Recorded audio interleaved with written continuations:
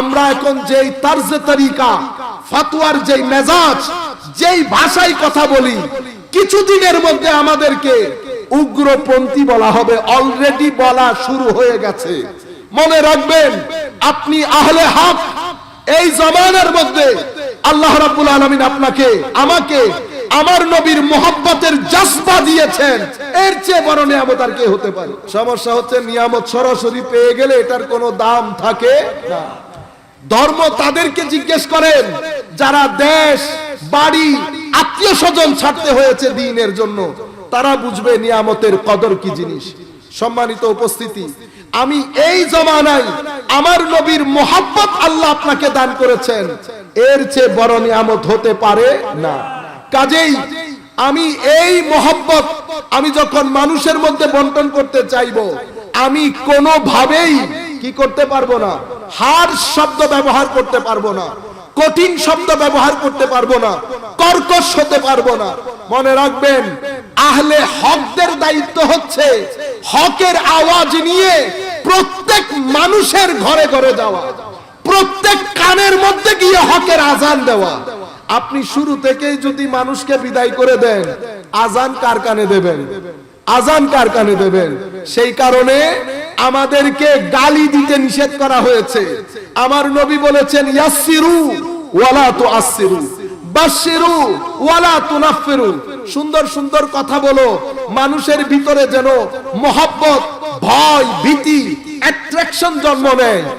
কঠিন শব্দ ব্যবহার করে মানুষের ভিতরে ঘৃণার উদ্রেক করিও না। আপনার দায়িত্ব কি? আপনার আমার দায়িত্ব হচ্ছে হকের আওয়াজ মানুষের কানে কানে পৌঁছানো।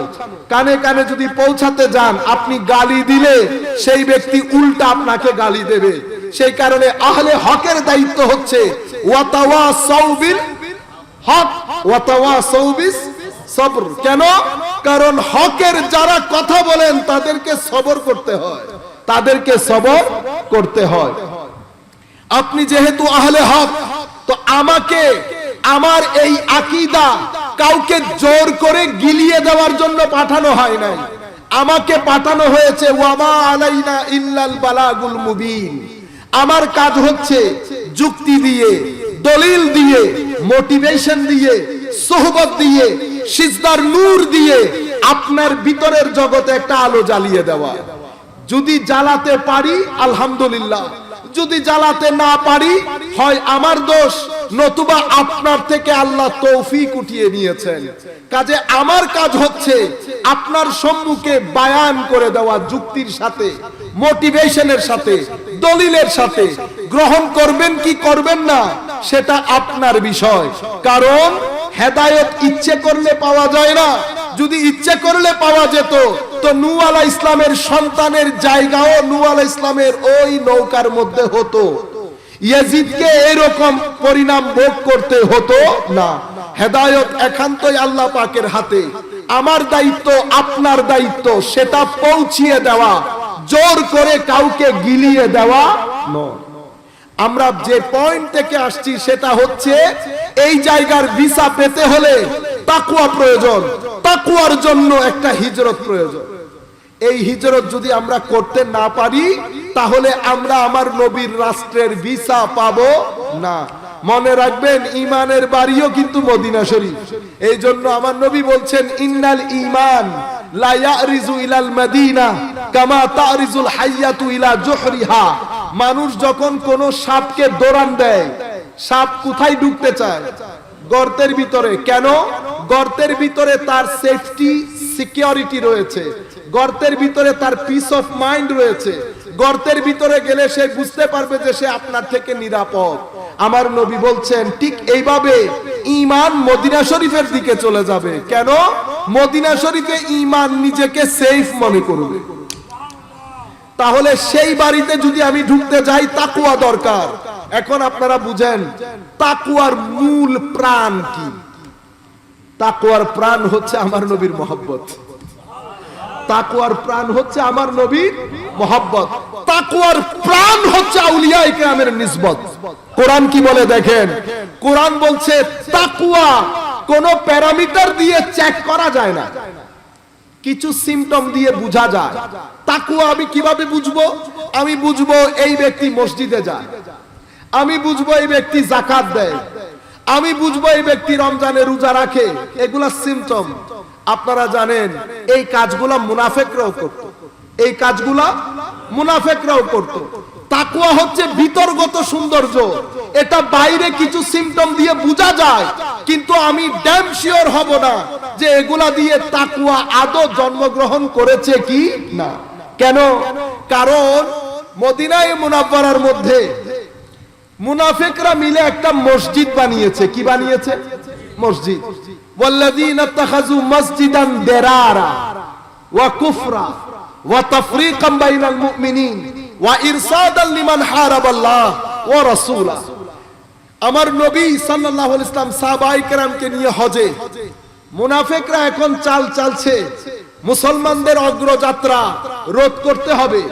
মুসলমানদের অগ্রযাত্রা রোধ করার জন্য বায়ে বায়ে ফিতনা লাগিয়ে দিতে হবে, বায়ে বায়ে ফিতনা লাগিয়ে দিতে হবে। তাদের বায়ে বায়ে ফিতনা লাগাতে হলে জায়গা সম্পত্তির ফিতনা দিয়ে কাজ হবে না। ফিতনা আকীদার মধ্যে কি করতে হবে? কিছু ড্রপ ডালতে হবে। আকীদাগতভাবে মুসলমানদেরকে শতধা বিভক্ত করতে হবে। সেই কারণে তারা তাদের কুফরের প্রচার প্রসারের জন্য মদিনা শরীফের মধ্যে একটা মসজিদ বানিয়েছে। আমার নবীর দরবারে এসে বলতেছে, ইয়া রাসূলুল্লাহ, কি সুন্দর কথা দেখেন, কি তর্জ তরিকা দেখেন, আপনি যদি নামাজ পড়ে আমাদের মসজিদটা একটু ওপেন করে দেন, উদ্বোধন করে দেন ইয়া রাসূলুল্লাহ, তো মানুষের মনে আর কোনো সন্দেহ থাকবে না। কারণ মসজিদ open by the prophet of আল্লাহ, আমার নবীর মাধ্যমে যেহেতু উদ্বোধন হবে, কেউ কি সন্দেহ করবে? সন্দেহ করবে না। কারণ তাদের মাথায় ছিল ক্বালু মা আনতুম ইল্লা বাশারুম মিসলুনা, আপনি তো আমাদের মতো, আপনি তো আমাদের মতো, বিয়ে করেছেন, বাজারে যান, দেখতে তো আমাদের মতোই। কিন্তু এই মুনাফিকগুলা বুঝতে পারে নাই যে আমাদের নবী দেখতে আমাদের মতো হলেও আমার নবীর মধ্যে ডাইমেনশন দুইটা, একটা আলমে খালকের এই সৃষ্টির, আর একটা আলমে আমরের ওহিয়ে ইলাহি। আমার নবীর ইন্টেরিয়র ডিজাইন আমাদের মতো না। আমার নবী দেখতে আমাদের মতো হলেও, চোখে আমার দিকে তাকিয়ে থাকলেও অথবা ঘুমের সময় চোখ বন্ধ করে রাখলেও আমার নবীর পার্সোনালিটির যে আলমে আমরের যে ডাইমেনশন, সেটা সর্বাবস্থায় সজাগ থাকে, সর্বাবস্থায় সজাগ থাকে। আলমে আমরের যেই চোখ, আমার নবীর একটা আলমে খালকের চোখ যেটা এভাবে দেখছেন আপনি, আর একটা আমার নবীর আলমে আমরের চোখ যেটা ওহিয়ে ইলাহির চোখ। সেই চোখের কোনো সামনে নাই, কোনো পিছনে নাই, কোনো ডান নাই, কোনো বাম নাই, কোনো উপর নাই, কোনো নিচ নাই, কোনো দেওয়াল নাই, কোনো পর্দা নাই। সেই জন্য আমার নবী ঘুমালেও অজু ভঙ্গ হতো না। আমার নবী বলছেন, আমি এমনিতে ঘুমানোর সময় চোখ বন্ধ করি ঠিক, কিন্তু আলমে আমরের যেই ডিজাইন, ওহিয়ে ইলাহির যেই ডিজাইন আল্লাহ ভিতরে দিয়েছেন, সেটা সর্বাবস্থায় সজাগ থাকে। সেই কারণে হে আমার সাহাবায়ে কেরাম, মনে রাখবা, আমি সামনে যেমন দেখি পিছনেও সেভাবে দেখি। শুধু পিছনে দেখি না, তোমাদের খুশু খুদু পর্যন্ত দেখি। নামাজের মধ্যে তোমাদের খুশু খুদু পর্যন্ত আমি নবী দেখি। কেন? কারণ আমি শুধু আলমে খালকের চোখ দিয়ে দেখি না, আমি আলমে আমরের চোখ দিয়েও দেখি। আপনারা বুঝতে পেরেছেন? নবীর ডাইমেনশন দুইটা, একটা হচ্ছে বাশারুম মিসলুকুম, আর একটা হচ্ছে ইউহা ইলাইয়া। বাশারুম মিসলুকুম আলমে খালকের জিনিস, ইউহা ইলাইয়া আলমে আমরের জিনিস। আলা লাহুল খালকু ওয়াল আমর, খালক এবং আমর আল্লাহর। তো আমার নবীর মধ্যে সেটআপ দুইটা করে দিয়েছেন, একটা ওহিয়ে ইলাহি।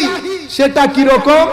সেই ওহিয়ে ইলাহির কারণে আমার নবীর নাম দেওয়া হয়েছে রাসূল। কি নাম দেওয়া হয়েছে? রাসূল কাকে বলে? রাসূল বলা হয় রাসূল রাসালাল লাবান। রাসালাল লাবান মানে আপনাদের এখানে কিছু গাবি গরু পাওয়া যায় না, 20-25 কিলো দুধ পায়, আপনারা কখনো নাও দেখতে পারেন।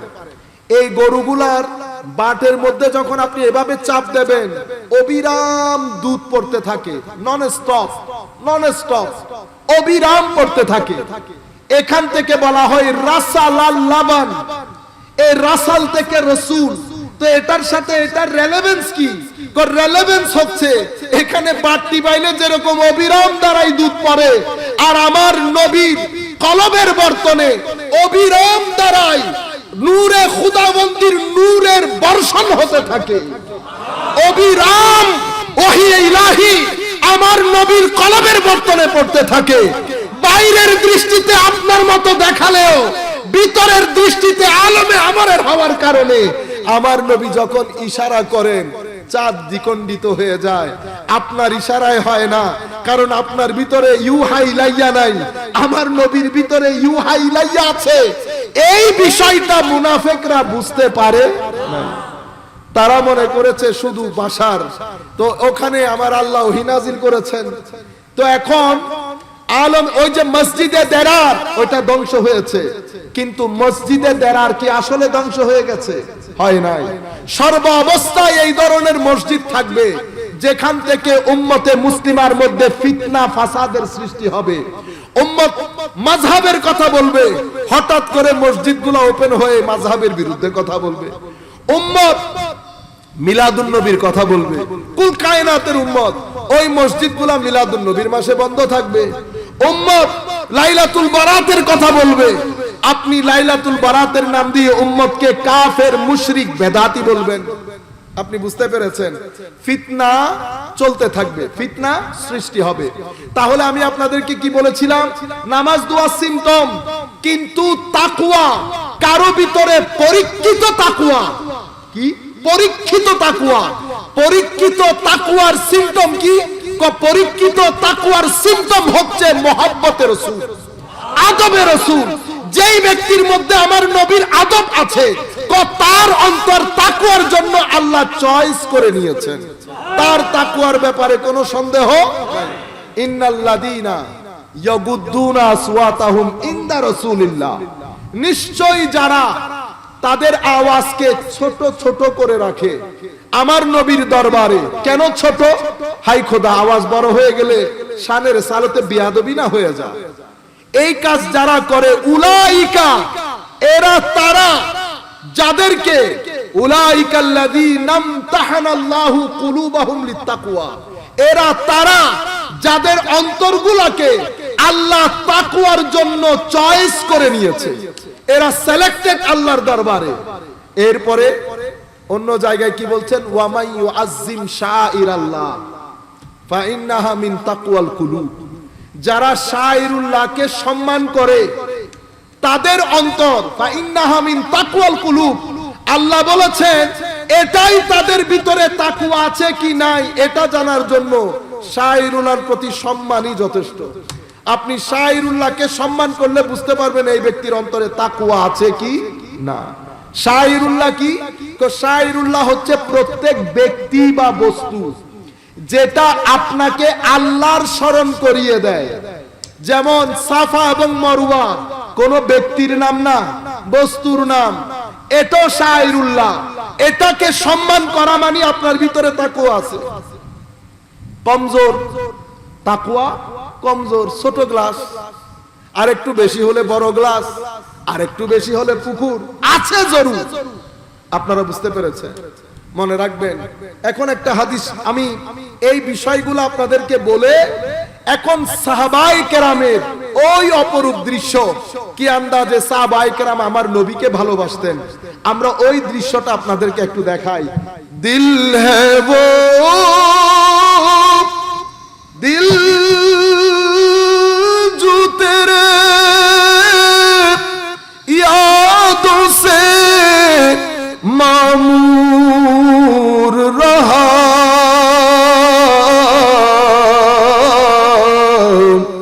सर है वो सर जो तेरे कदमों पे कुर्बान गया। सलातुनिया रसूल अल्लाह अलैकुम सलामुनिया हबीब अल्लाह अलैकुम। हजरते अबू जर गिफारी রাদিয়াল্লাহু আনহু উনি বলছেন, ইয়া রাসূলুল্লাহ আর রাজুল ইউহিব্বুল কওম ওয়া লা ইস্তাতিউ আন ইয়ামালা কাআমালিহি। এই হাদিস ইমাম আবু দাউদ বর্ণনা করেছেন, ইমাম আহমদ বর্ণনা করেছেন, মুসনাদের মধ্যে ইমাম বাজ্জার, অসংখ্য মুহাদ্দিসিনে কেরাম বর্ণনা করেছেন। হযরত আবু যর গিফারি বলছেন, ইয়া রাসূলুল্লাহ সাল্লাল্লাহু আলাইহি ওয়াসাল্লাম, এক ব্যক্তি আরেক ব্যক্তিকে বা কোন একটা গোষ্ঠীকে ভালোবাসে, কিন্তু তাদের মতো আমল করা সম্ভব হয় না। তাদের মতো আমল করা, আমি এক ব্যক্তিকে ভালোবাসি, আমি হুজুর গৌসে মাইজ ভান্ডারীকে ভালোবাসি, আমি হুজুর আল্লামা তৈয়ব শাহ রাহমাতুল্লাহ আলাইহিকে ভালোবাসি, আমি উলামায়ে রব্বানীদেরকে ভালোবাসি, কিন্তু তাদের মতো আমল তো করা সম্ভব হয় না। তখন আমার নবী বলছেন, আনতা ইয়া আবা যর মা মান আহবাব, আবু যর, তুমি যাকে ভালোবাসো তার সাথেই তোমার হাসর হবে। তুমি ওইটার মতো করে কাজ করতে পারো কি পারো না, ডাজন্ট ম্যাটার, কিন্তু হাসর ওই ব্যক্তির সাথে হবে। আবু যর গিফারি বলছেন, এটা বলার সাথে সাথে হযরত আবু যর বলছেন, ফা ইন্নী উহিব্বুল্লাহ ওয়া রাসূলা, হুজুর আমি আল্লাহ এবং রাসূলকে ভালোবাসি। আমার নবী বলছেন, ফা ইন্নাকা মা মান আহবাব, আবু যর তুমি যদি আল্লাহ রাসূলকে ভালোবাসো তো তুমি যাকে ভালোবাসো তার সাথেই তোমার হাসর হবে। فقال فاعادها ابو ذر فاعادها رسول الله صلى الله عليه وسلم। আমার নবী যখন এটা বলেছেন, হযরত আবু যর গিফারির জজবার সমুদ্রের মধ্যে ঢেউ খেলা শুরু করলো। উনি বারবার বলছেন, ইয়া রাসূলুল্লাহ আমি আল্লাহ আল্লাহ রাসূলকে ভালোবাসি। আমার নবী বলছেন, তুমি যাকে ভালোবাসো তার সাথে তোমার হাসর হবে। উনি আবার বলছেন, ইয়া রাসূলুল্লাহ আমি আল্লাহ আল্লাহ রাসূলকে ভালোবাসি। আমার নবী বলছেন, তুমি যাকে ভালোবাসো তার সাথে তোমার হাসর হবে। আবু যর গিফারি এটা রিপিটেডলি বলছেন, আমার নবী ওইটা রিপিটেডলি বলছেন। এটা সাহাবায়ে কেরামের এশকে রাসূল, মহব্বতে রাসূলের একটা ধরন। সাহাবায়ে কেরাম কি পরিমাণ আমার নবীর প্রতি আসক্ত ছিলেন, আমার নবীকে কি পরিমাণ ভালোবাসতেন। হযরতে আনাস বিন মালিক রাদিয়াল্লাহু তাআলা আনহু কর্তৃক বর্ণিত মুত্তাফাকুন আলাইহি, বুখারী মুসলিম শরীফের হাদিস। আপনারা জানেন আনাস বিন মালিক রাসূল পাকের খাদেম ছিলেন। উনি বলছেন, রাসূল করিম সাল্লাল্লাহু আলাইহি ওয়াসাল্লাম দুনিয়া থেকে পর্দা করার আগে আমাদেরকে নামাজ পড়াতেন হযরত আবু বকর সিদ্দিক রাদিয়াল্লাহু আনহু। একদিন আমরা নামাজের মধ্যে দাঁড়ালাম, এটা একেবারে আমার নবীর ইন্তেকালের দিন। এই ঘটনা আমার নবীর ইন্তেকালের দিন, যেদিন আমার নবী দুনিয়া ছেড়ে চলে যাবেন, সেই দিন আমরা সবাই নামাজ পড়ছি। আমরা সবাই নামাজ পড়ছি। আবু বকর সিদ্দিক আমাদের নামাজের ইমাম। আমার নবী সাল্লাল্লাহু আলাইহি ওয়াসাল্লাম হাত্তা ইযা কানা ইয়াউমুল ইসনাইন, সোমবার দিন, শেষ পর্যন্ত সোমবার দিন, ওয়াহুম সুফুফুন ফিস সালাত, সাহাবায়ে কেরাম আবু বকর সিদ্দিক রাদিয়াল্লাহু তাআলা আনহুর পেছনে নামাজরত। এমন অবস্থায় ফাকাশাফান নবী সাল্লাল্লাহু আলাইহি ওয়াসাল্লাম সিতরাল হুজরা, আমার নবী হুজরায়ে পাকে বিছানা থেকে উঠে হুজরায়ে পাককে একটু ফাঁক করে, চাদরটাকে একটু পর্দা ফাঁক করে আমার নবী দেখতে চাচ্ছিলেন সাহাবায়ে কেরাম কি করছেন। কারণ আমার নবী দুনিয়া থেকে চলে যাবেন, একটু দেখে যেতে চাচ্ছিলেন আমার নবীর গোলামরা কিভাবে নবী পাকের এই রেখে যাওয়া দিনকে ধারণ করেছেন। আয় খোদা, দৃশ্যটা যদি আপনারা চোখ বন্ধ করে একটু মাথায় আনতেন। আবু বকর সিদ্দিক রাদিয়াল্লাহু তাআলা আনহুর পেছনে সাহাবায়ে কেরাম নামাজ পড়ছেন। হুজরায়ে আনোয়ার থেকে আমার নবীর পর্দাটা এভাবে সরালেন। সাহাবায়ে কেরাম আমার নবীর পর্দা সরিয়ে দেখানোটাকে, আমার নবী যে দেখছেন এটাকে সাহাবায়ে কেরাম কি ভাষায় বলছেন আপনারা দেখেন। ওয়াহুম সুফুফুন ফিস সালাত ফাকাশাফা আন-নবী সাল্লাল্লাহু আলাইহি ওয়াসাল্লাম সিতরাল হুজরা ইয়ানজুরু ইলাইনা ওয়া হুয়া কাঈম কাআন্না ওয়াজহাহু ওয়ারাকাতু মাসহাফ। আমার নবীর চেহারায় পাক দেখতে কোরআনে পাকের পাতার মতো উজ্জ্বল মনে হচ্ছে। আচ্ছা বলেন তো দেখি, একটার সাথে এই কথার কোনো রেলেভেন্স আছে? আমার নবী দেখেছেন, দেখে শুয়ে গেছেন, কথা এমনটা না, কিন্তু আমার নবীর দেখাটাকে সাহাবায়ে কেরাম কত সুন্দর করে তুলে ধরছে।